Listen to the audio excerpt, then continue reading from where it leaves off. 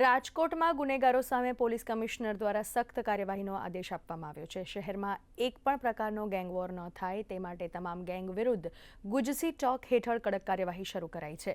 પેંડા અને મરઘા ગેંગ બાદ રાજકોટ શહેરની બાટલી ગેંગનો 14 સાગરીતો સામે ગુજસી ચોક હેઠળ ગુનો દાખલ કરવામાં આવ્યો છે। બાટલી ગેંગે છેલ્લા 10 વર્ષમાં સૌરાષ્ટ્રભરમાં 57થી વધુ ગંભીર ગુનાઓને અંજામ આપ્યો છે।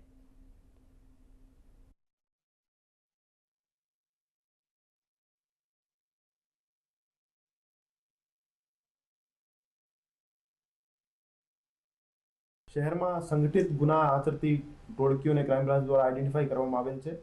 એમાં એક ટોળકી બાટલી ગેંગ કરીને છે, જેમાં 14 જેવા સાગરીતો સામેલ છે અને આ રૂખડિયાપરા રેલનગર વિસ્તારમાં એક્ટિવ છે। આ આરોપીઓ વિરુદ્ધ ખૂનની કોશિશ, લૂંટ, ગેરકાયદેસર મંડળી, પોલીસ ઉપર હુમલો, એનડીપીએસનું વેચાણ જેવા 57 કરતાં વધારે ગુના છેલ્લા 10 વર્ષમાં દાખલ થયેલા છે અને એને ધ્યાને લઈને એના વિરુદ્ધ જીસીટીઓસી હેઠળ એક કાર્યવાહી કરવામાં આવેલ છે।